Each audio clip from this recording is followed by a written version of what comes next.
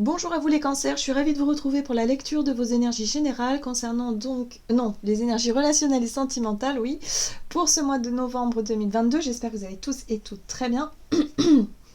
Donc, on va commencer le tirage par un petit message du petit oracle de l'intuition pour commencer la guidance. Je rappelle que c'est une guidance très très générale, donc prenez vraiment ce qui résonne pour vous. Vous pouvez consulter votre signe ascendant ainsi que votre signe lunaire pour avoir un peu plus d'informations. Et puis pour les personnes qui souhaitent une guidance personnalisée, vous pouvez me joindre via mon site julieguidance.com. Vous avez le lien dans la barre d'infos de la vidéo. Allez, c'est parti pour vous les cancers. Ascendant cancer, lune en cancer. Pour ce mois de novembre, sur le plan relationnel et sentimental, qu'est-ce qu'on vous dit pour vous, les cancers?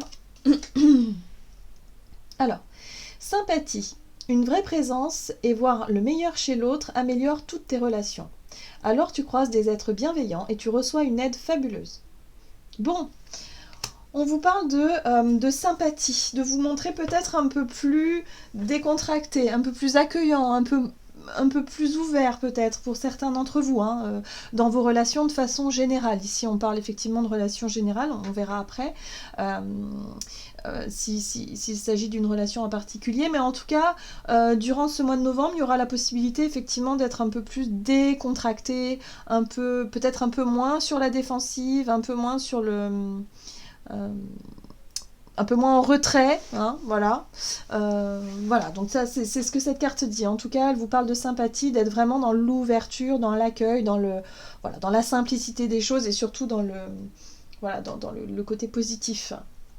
Qu'est-ce qu'on vous dit d'autre? Alors, on va regarder avec l'oracle chakra du cœur pour vous les cancers pour ce mois de novembre sur le plan relationnel et sentimental. Ah d'accord. Bon, on vous parle d'une relation avec qui il y a une difficulté à trouver un juste équilibre. La dépendance affective, en fait, comment dire, elle se manifeste quand justement il y a un des deux partenaires qui ne se sent plus forcément à l'aise dans la relation. C'est-à-dire qu'il y a quelque chose. C'est soit vous êtes dans l'attente de ce que l'autre peut proposer, ou vous attendez, vous avez l'impression en tout cas d'être de subir un petit peu les choses, ou d'être toujours dans l'attente ou dans quelque chose comme ça, ou alors c'est le contraire, c'est peut-être la personne en face de vous qui se sent peut-être un petit peu étouffée, qui se sent peut-être un peu dans cette situation-là, dans la situation dans laquelle où elle se sent un peu enfermée dans quelque chose qui ne lui convient pas forcément. Donc là il y a un besoin, si vous voulez, de retrouver plus d'équilibre, plus de douceur dans l'échange ou dans la relation, où vous dans une relation en tout cas qui vous paraît être dans la dépendance affective. Donc voyez comment ça résonne dans ce que vous vivez. Donc ça peut être une relation sentimentale, amicale ou familiale, n'importe. Mais en tout cas il y a un déséquilibre dans une relation qui vous permet de mettre ça en lumière en fait. Voilà. Donc là on vous parle de faire preuve de sympathie, de faire preuve de douceur, d'essayer de comprendre l'autre aussi dans ses blessures, parce que quand on a une personne qui peut se trouver un peu étouffante, enfermante, voire jalouse parfois, voire désagréable, souvent c'est parce que c'est des personnes qui souffrent en réalité et qui se font dominer un peu par les peurs, par la peur de souffrir ou par la peur justement de certaines choses en lien avec des traumas du passé. Donc là, il y a un besoin d'être un petit peu plus doux, un petit peu plus compréhensif ou compréhensive vis-à-vis de quelqu'un, ou vis-à-vis d'une relation où effectivement il y a des difficultés à trouver un juste équilibre, où il y a des personnes qui sont dans la dépendance. Donc ça peut être soit vous, soit la personne en face de vous qui peut être encore dans cette dépendance-là. Qu'est-ce qu'on vous dit? Alors, on va regarder avec le Béline.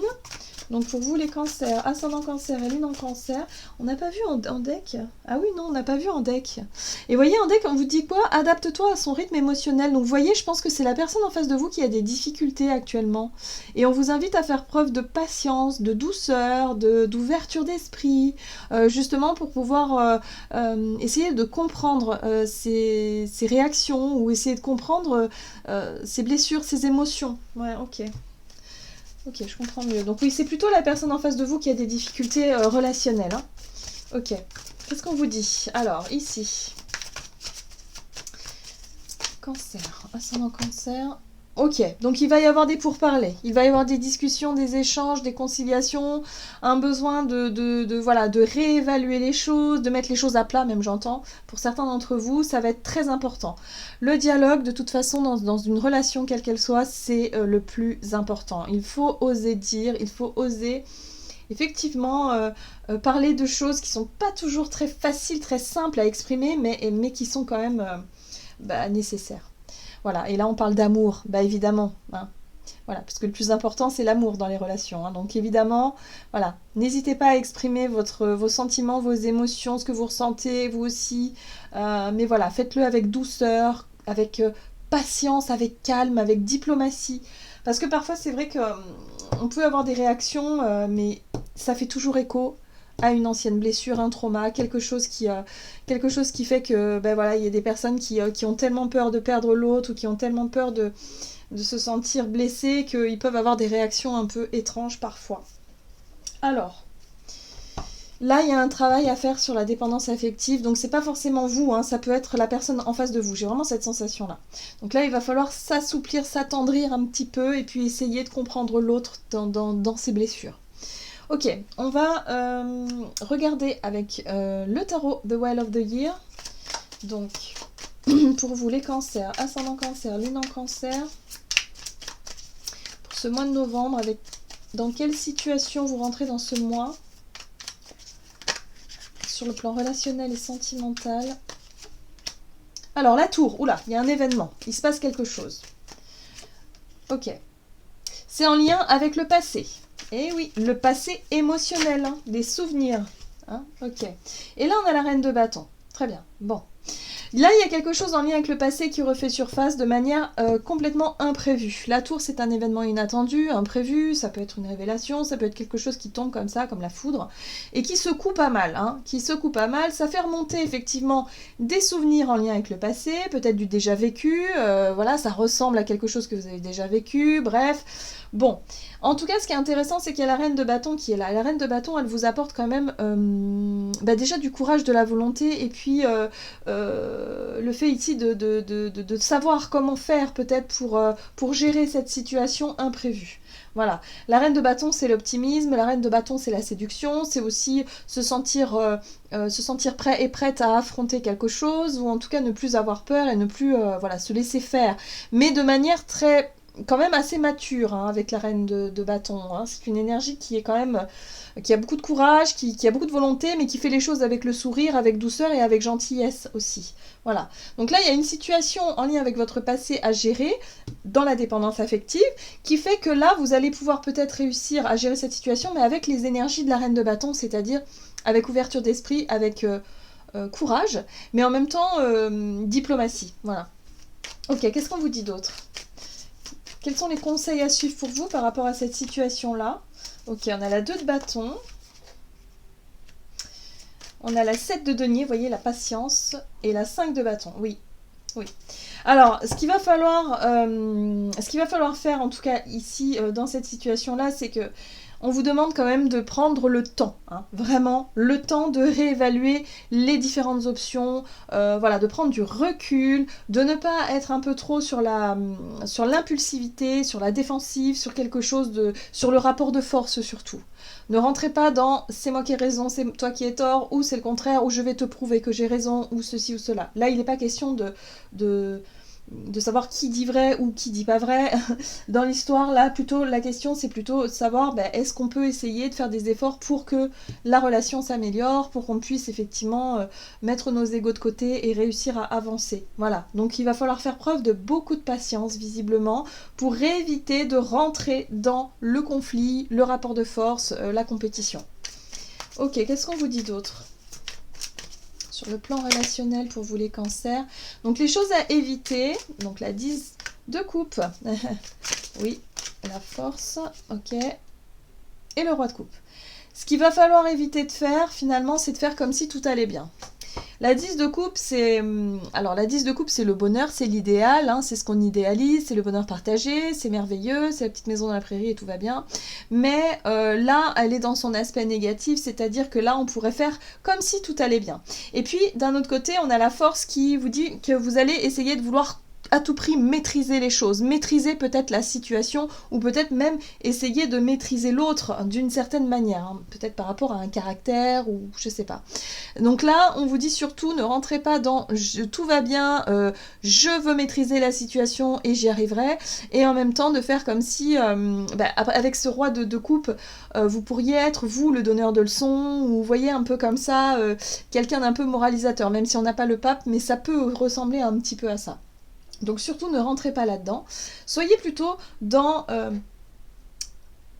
simplement de regarder l'autre tel qu'il est, même si l'autre il peut vous blesser en vous disant des choses déplacées, vraiment dans des réactions qui sont vraiment peut-être pas tolérables pour vous, mais il y a vraiment cette notion ici de ne pas rentrer dans le conflit, mais surtout d'essayer de comprendre ces réactions et d'essayer de finalement de réussir à faire preuve de patience, de calme surtout, et de réussir à apaiser les choses, à apaiser les tensions, plutôt que de chercher à vouloir tout contrôler, maîtriser, et surtout de faire comme si tout allait bien. Vous voyez ce que je veux dire? Il y a quelque chose d'un peu comme ça, d'un peu, limite un peu hautain, je sais pas pourquoi, mais je le ressens, surtout avec ce roi de coupe, qui pourrait donner des conseils, mais finalement qui n'appliquerait même pas lui-même ses propres conseils. Vous voyez ce que je veux dire?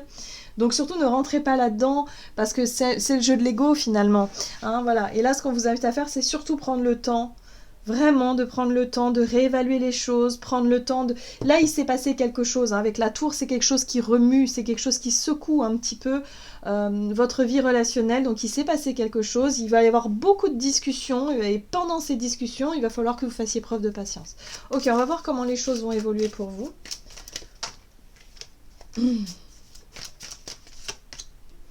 L'ermite. Donc là, il y a des remises en question. Hein.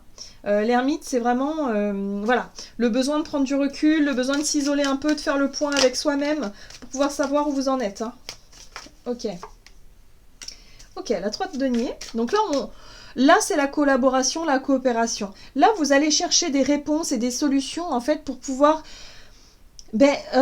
pour pouvoir, si vous voulez, concrétiser quelque chose, pour pouvoir faire en sorte que ça fonctionne, que chacun fasse les efforts qui lui sont demandés, hein, mais en tout cas, je dirais qu'ils sont possibles, justement, pour pouvoir avancer. Et là, on a la 5 d'épée, on parle de conflit. Donc là, pour pouvoir surmonter, effectivement, un conflit, il y a quelque chose qui éclate. Pour moi, bon, ça peut être un conflit familial aussi, hein, pour certains, hein, parce qu'avec la 10 de coupe, ça peut parler de famille. Mais là, on vous dit surtout, ne vous laissez pas... je dirais, emmener dans le conflit. Essayez de comprendre pourquoi l'autre réagit de cette façon-là, pourquoi l'autre fait preuve, je sais pas, pour certains ça peut être de l'égoïsme, et du coup vous comprenez pas, ou ça peut être quelqu'un qui se sent agressé, qui peut être violent. Donc là on vous dit surtout, voilà, ne rentrez pas dans le jeu de la dispute et du conflit, mais essayez de comprendre, et surtout de prendre le temps d'observer, d'analyser, d'essayer de comprendre ce qui est en train de se passer, pour pouvoir réussir à surmonter ce conflit, cette dispute qui visiblement peut vous affecter durant ce mois de novembre. Bon, on vous dit que vous allez avoir besoin de prendre du recul, hein, ça c'est certain, et que vous allez travailler justement à essayer de faire évoluer la situation dans le bon sens. Ok, qu'est-ce qu'on vous dit d'autre? On va regarder ici avec un message de l'oracle messager de l'amour pour vous les cancers, ascendant cancer et lunan cancer. Ok. Cœur brisé, blessure, émotion et deuil. Pleurs de tristesse, cris de colère, dis ton incompréhension. Accueille toutes ces émotions et laisse-les s'exprimer sous toutes ces formes. Repose-toi, reste seul. Le temps pense toutes les blessures. Cela peut être plus ou moins long. Tu sais que ton cœur a ce pouvoir de régénération. Tu sais qu'un jour tu pourras à nouveau accueillir l'amour en ton sein. Bon, là on voit bien qu'il y a eu quelque chose qui vous a touché, qui vous a vraiment secoué, hein, sur le plan relationnel. Donc il y a eu une déception, il y a eu quelque chose de fort. Et là on vous dit de prendre le temps, hein, justement de prendre le temps, d'être patient avec vous-même, surtout de ne pas alimenter un conflit, mais de prendre le temps d'observer l'autre, de s'observer soi aussi, avec beaucoup de douceur et beaucoup de sympathie finalement. Hein. Donc là, il peut y avoir des discussions, des choses qui vont être mises sur la table, où il va falloir exprimer vos sentiments, exprimer ce que vous ressentez, et en même temps essayer d'entendre l'autre aussi dans ses blessures. Parce que lorsqu'on se sent blessé, en général, on a besoin d'exprimer notre colère, notre incompréhension, mais l'autre ne sera peut-être pas en capacité de l'entendre, parce que lui aussi est dans la souffrance, vous voyez. Donc là, il y a besoin de prendre le temps justement pour réussir à dialoguer, réussir à apaiser les tensions. Donc il va falloir faire preuve de patience, de douceur avec vous et avec l'autre pour que les choses puissent s'apaiser. Mais ça devrait bien se passer si vraiment vous prenez le temps effectivement de calmer et d'apaiser tout ça. Voilà les cancers, j'en ai terminé pour votre guidance, j'espère que celle-ci vous aura plu et vous aura parlé, donc n'hésitez pas à liker et commenter la vidéo. En tout cas moi je vous souhaite de passer un excellent mois de novembre, je vous embrasse et je vous dis à tout bientôt.